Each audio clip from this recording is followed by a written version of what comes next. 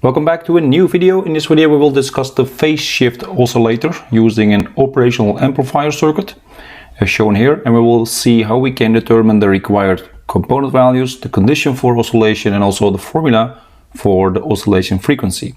Of course, we will see everything step by step in our calculation to get to this circuit with the values and also the waveforms as shown here, and also verify this in SPI simulations. Now, before we jump to the actual example, the design example, I would like to discuss the oscillator principles in general.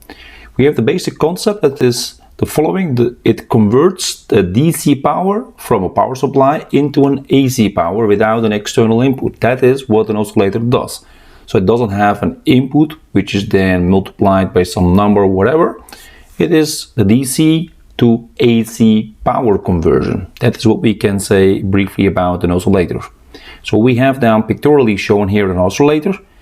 There we have our DC power, and there we have our AC power. So this AC power will be then a AC signal, which can be then a sine wave or a triangle wave or maybe a square wave or any other wave. So it can be also, as shown here, generated in the sine, triangle, square, or any other waveform in the periodic fashion. So it must be then periodic, of course. So these waveforms set, it can be then like so: sine wave, triangle, square wave, or any other waveforms you prefer. Now, there are several oscillator types. One of the types are the feedback oscillators. You have also the relaxation oscillators. So there are many types.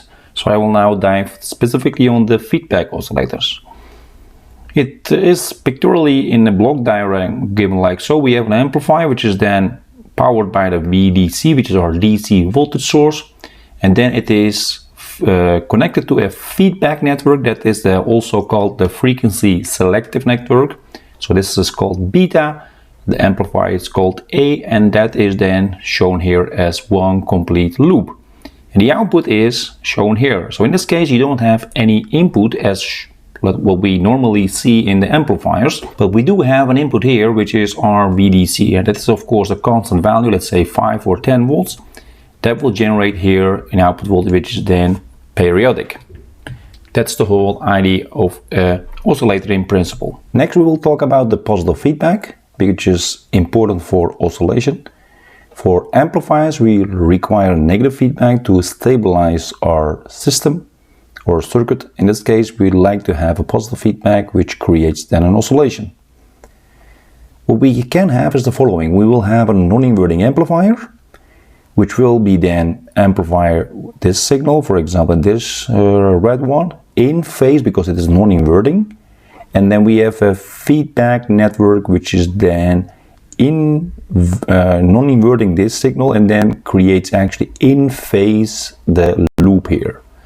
So you get here a positive feedback because you have a signal which is here that will be again replicated that way, but it is still in phase, so you will get positive or generative action.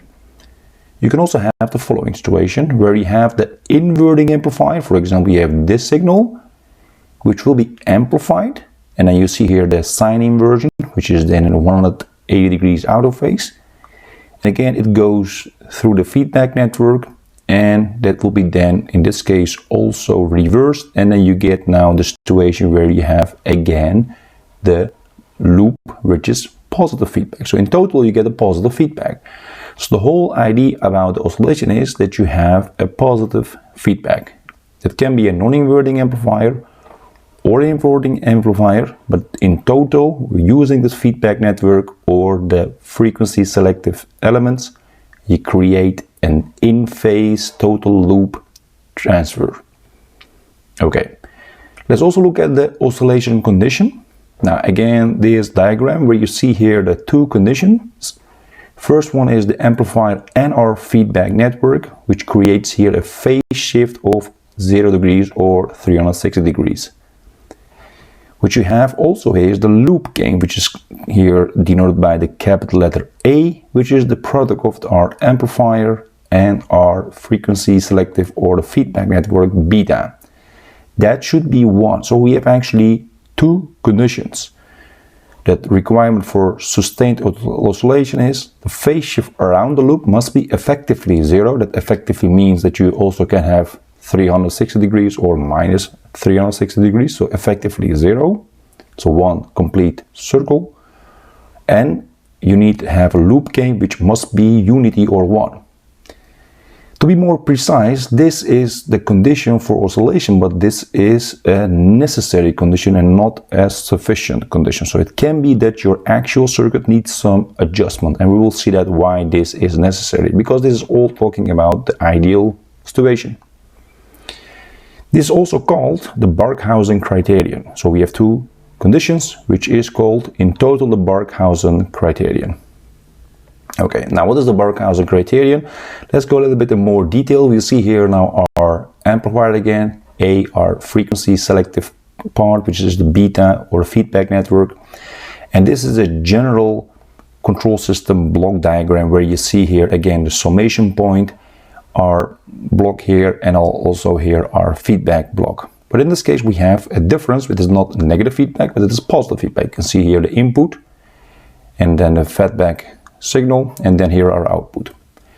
So the output VO, which is in this case denoted as voltage, but it can be also current or anything else. And this is our feedback voltage, which is then VO times the beta. And you have here our error voltage. But we know, we already said that in the beginning, that our oscillator doesn't have any input. So the input is 0. So that means actually the following, you need to have here a loop without this. So that means it goes like so, and that since this is positive, you actually also have just effectively a wire here. So the VF is equal to V error. So let's go through the calculation just to illustrate what happens here and why this Barkhausen criterion is valid, as we have discussed in the previous slide. So the V error is the summation of the input and the feedback voltage. Now, that's called this equation number 1, but we know that later on that the V in is 0. And we have also the feedback voltage is then the VO times the beta, that is the output times the beta, that's shown here. And that's called the equation number 2. And we also know the VO here is equal to amplifier gain A times the error voltage. And let's call this equation number 3. Now this is gone, it's already set, so this is 0, so effectively we have these 3 equations. Okay, now let's now take this together and then create the following expression. What do we do? Now you take the equation number 3, now this is then A times V error, but V error is actually VF, which is then our feedback, which is then also equal to beta times the output voltage VO. So this is actually effectively VO is equal to beta times the A times VO. That's interesting. You see actually VO left and also the VO right. So in order to be this valid, this beta times A must be 1. That's already the condition, which is the loop transfer function must be 1. We can also write it like so, because this is 1, but since these elements have frequency selective components or frequency selective parts, we can also say that this is 1 plus J0. Now we go in the complex domain instead of the real domain. Now you have here a real part and an imaginary part. This says actually the following: the real part must be 1 and the imaginary part must be 0. You see later why this is very important to write it like so. Or we can write it in the polar representation, which is called the phasors. So you have here now a length and also the phase, which is in the phase 0 degrees. Again, our requirements for sustained oscillation are shown here. So effectively the loop phase must be 0 degrees and the loop gain must be 1 or unity. Okay, now let's see our objective, our example. We start with this phase shift oscillator using this op-amp. We have here 2 resistors, actually in total 4 resistors, but this is the feedback resistor. We have the resistor R and we have here 3 capacitors. And we would like to determine the expression for the oscillation frequency given by F oscillation.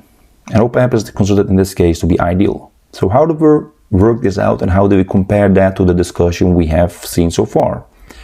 Okay, in order to do the calculations pretty straightforward, we need to go and see how we can divide this circuit into the frequency selective components and the gain stage. Now we can see that this is indeed the gain stage, this part, so the R and the RF, which is actually from looking from this node to that node is an inverting amplifier. So forget about anything else. from this node to that node, that is really an inverting amplifier. So this is the gain stage. Okay, now you can also create here this part which is called now the feedback network or the frequency selective part. There the input is the VO and the output is here VF, which is our feedback voltage. Then you have a capacitor, resistor, capacitor, resistor, capacitor, and also resistors, which is effectively going to ground. Why? Because this node is also that node, since there is negative feedback, and the op-amp tries to make this node also equal to that node due to negative feedback. So we have here virtual ground, so you can effectively see this resistor going here to ground. Okay, so the inverting amplifier provides itself already 180 degrees or minus 180 degrees. Therefore, the feedback network we have here, using these 3 capacitors and the 3 resistors, must also provide an additional 180 degrees to come up to a total phase shift or loop phase of 360 degrees.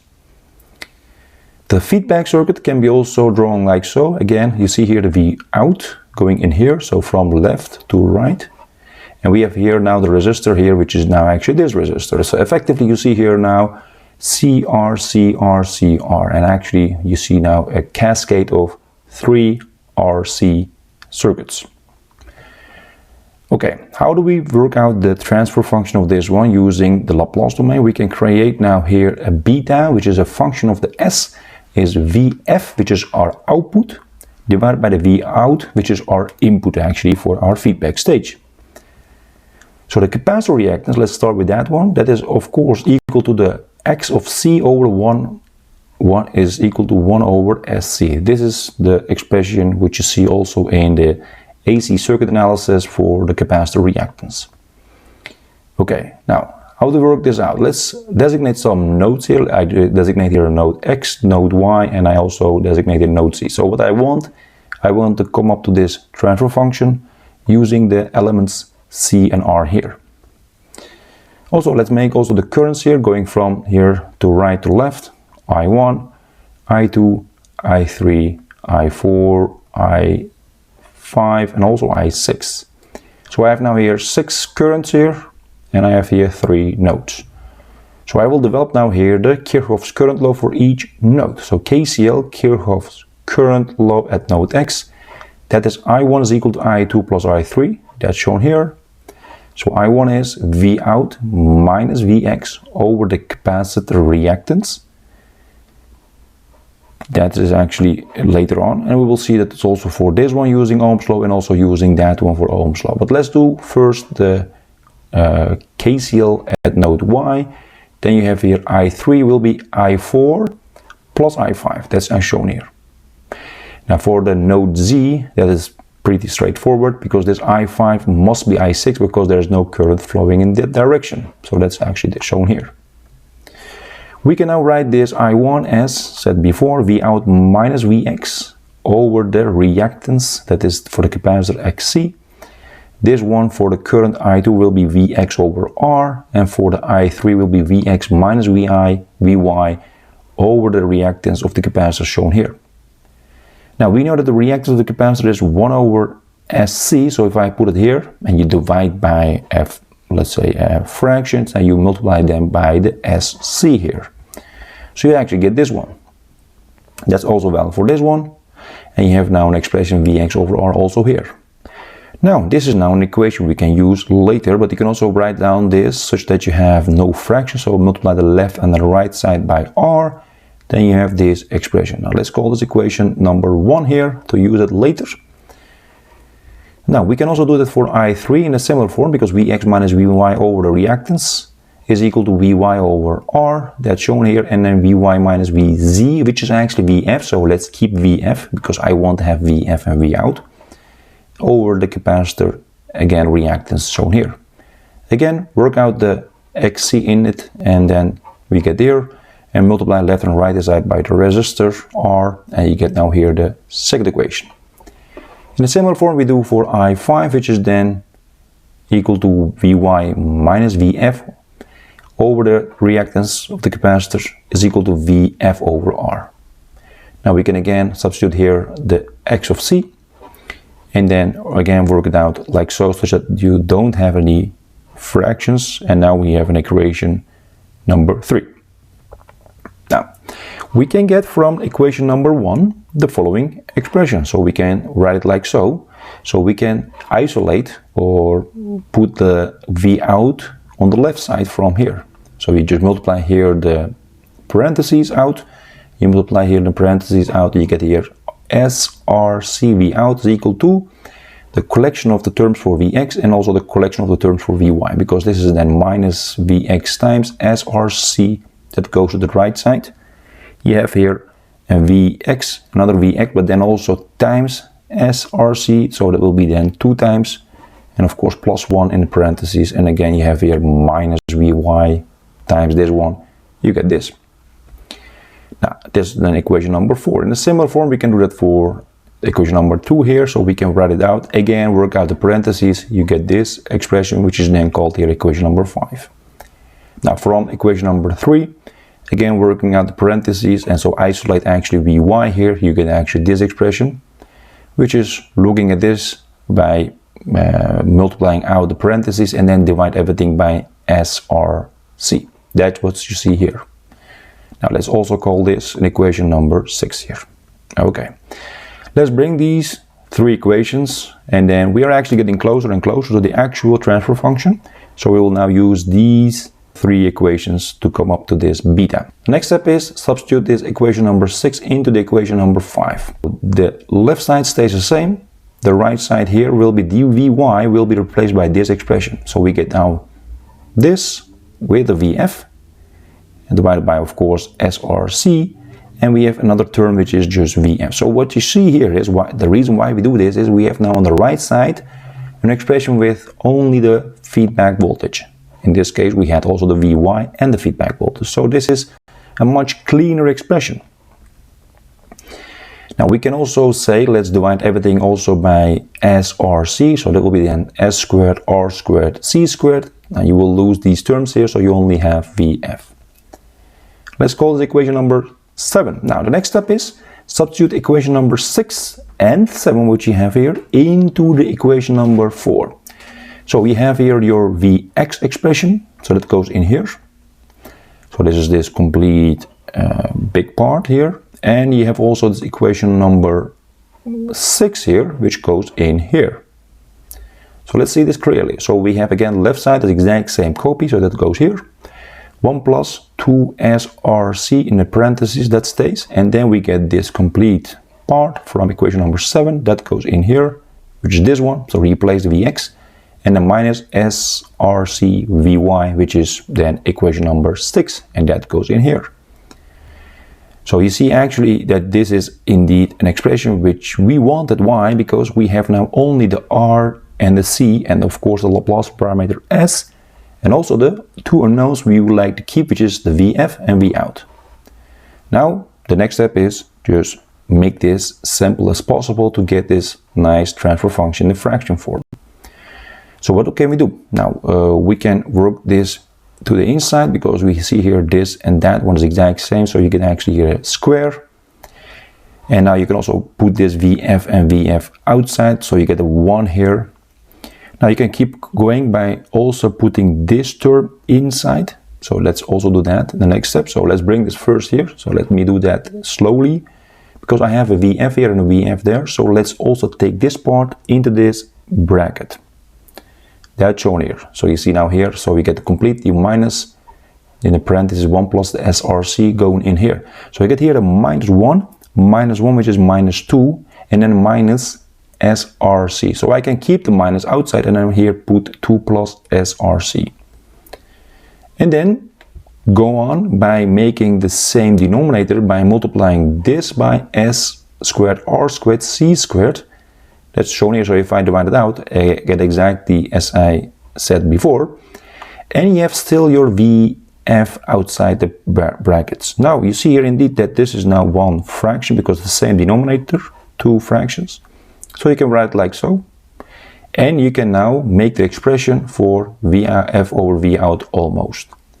So let's also divide out the SRC here. That will be then just, now everything will be cubed. So you divide each term.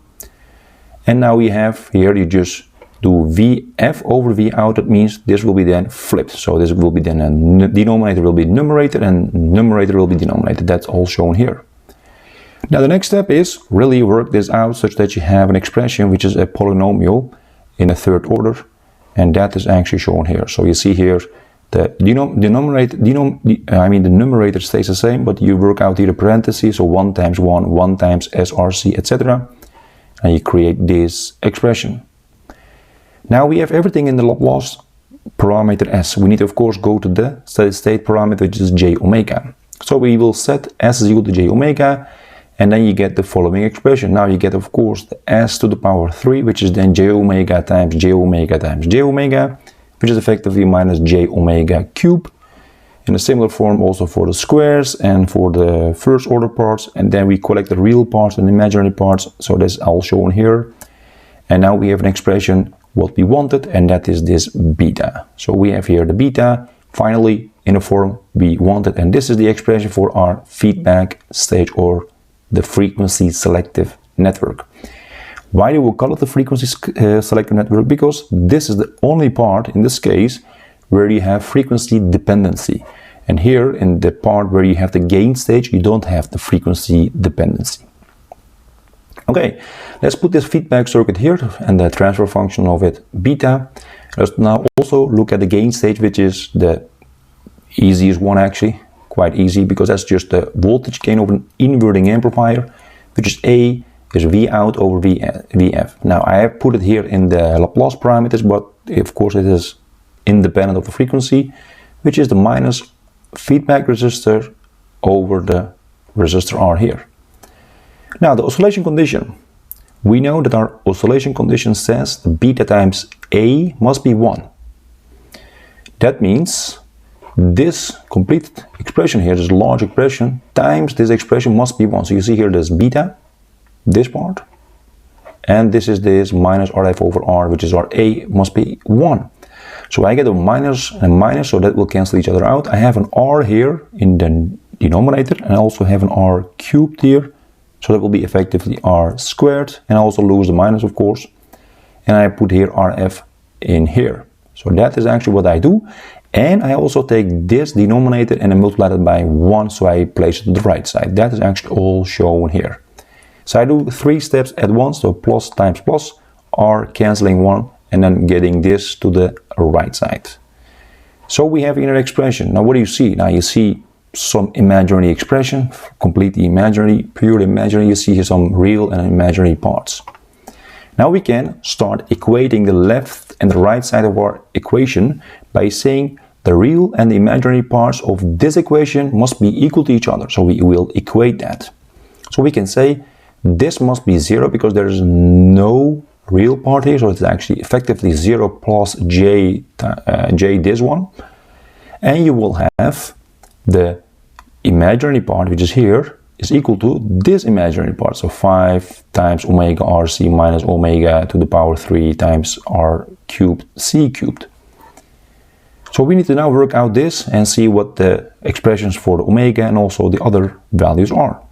Let's start with the left side. So we can say let's place this to the left side, so that will be the plus, and now divide everything by, in order to isolate our omega, so I divide everything by R, 6R squared C squared.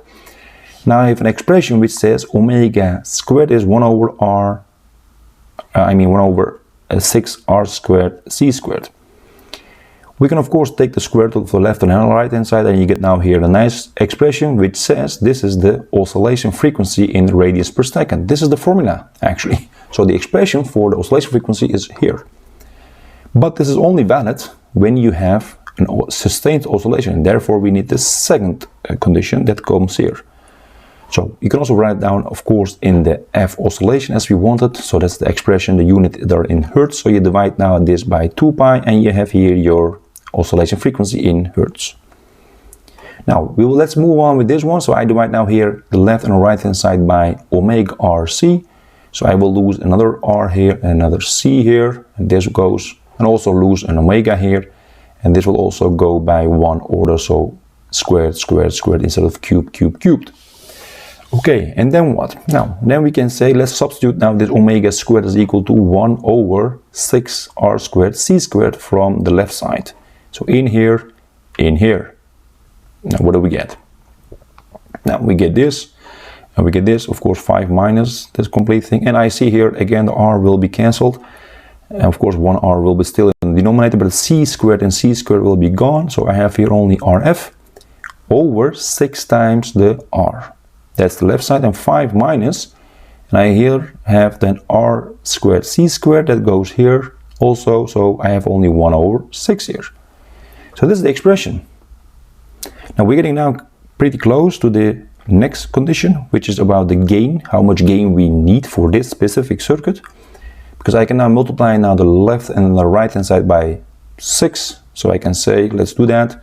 So I get now here 30 minus 1 is equal to Rf over R, which is 29. This says the following: the ratio of this Rf over R must be 29. So our gain of our inverting amplifier or voltage gain must be minus 29, as it is shown here. So this is another expression, another condition we need to meet in order to get this oscillation frequency, in order to use this formula. So the requirements for our phase shift oscillator, the formulas, we can say this is the oscillation frequency in radians per second, and this is the condition we need to meet for this circuit. Okay, let's now go to a design for our specific situation. We consider the op-amp in this case ideal, and we like to design for an oscillation frequency of 500 Hertz. So how do we work it out? Now again, we need to use these two formulas. So we can say in our calculations that the oscillation frequency must be 500, or we can say in the omega is 2 pi times 500. But let's use this formula and then say this is then 500 is equal to 1 over 2 pi the square root of 6 times RC. Now I already said that setting some value will be helpful here. Why? Because I have here in this equation two unknowns, the R and the C. Now normally you find the value of the R more easily than C, so I have selected the value which is convenient and easily accessible. So I have here 100 nanofarads, and then I will just select that, and I will have then the resistor R expressed in this expression.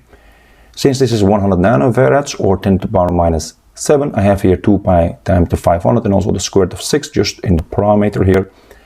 My resistor will be approximately 1299.5 ohms, or let's say 1.3 kilo ohms. This is the value I will also use. So I have now one of the unknowns, so these three resistors must be 1.3 kilo ohm.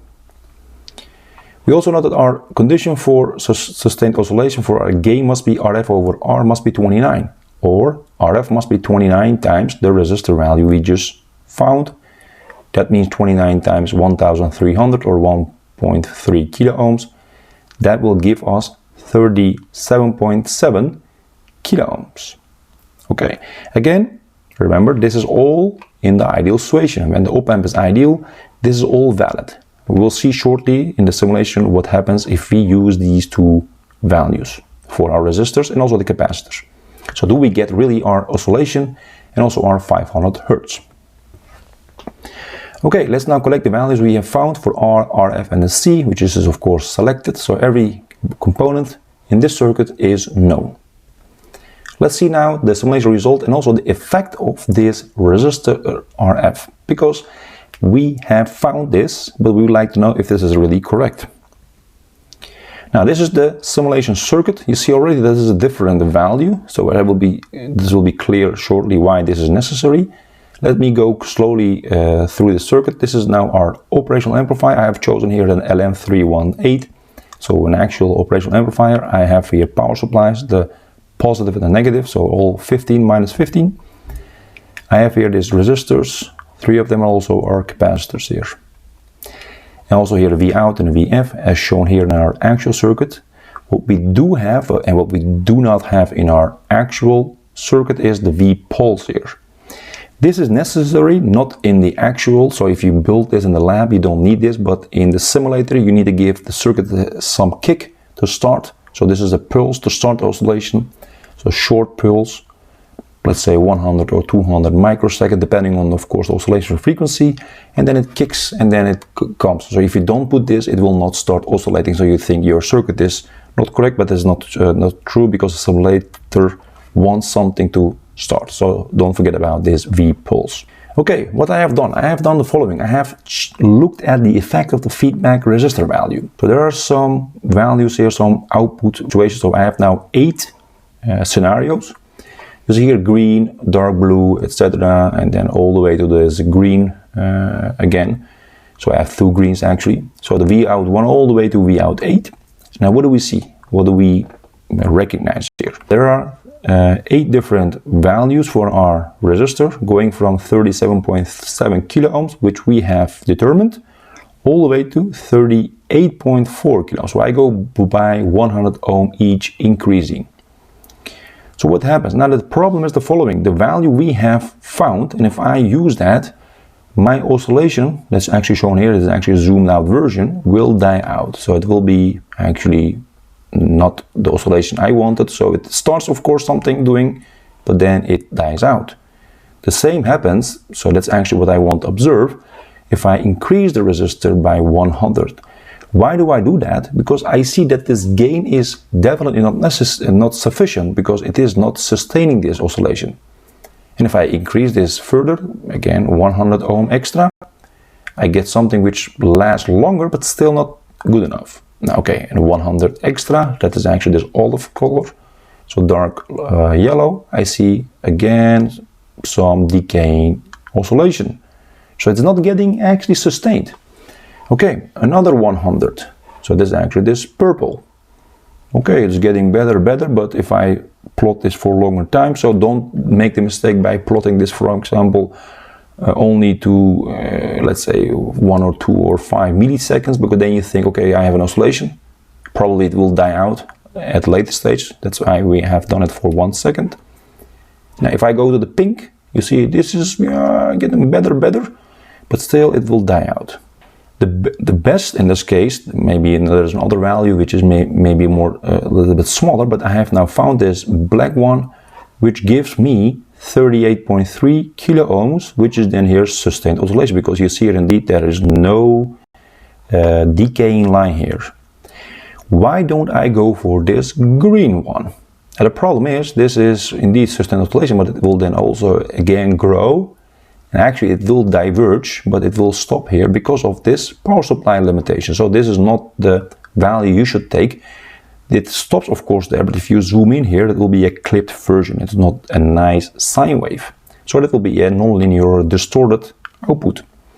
So we'll go now, although we have found in the ideal case 37.7 kilo ohms, we need to adjust that to 38.3 kilo ohms. So that's the result, and that's also the reason why I have this resistor here.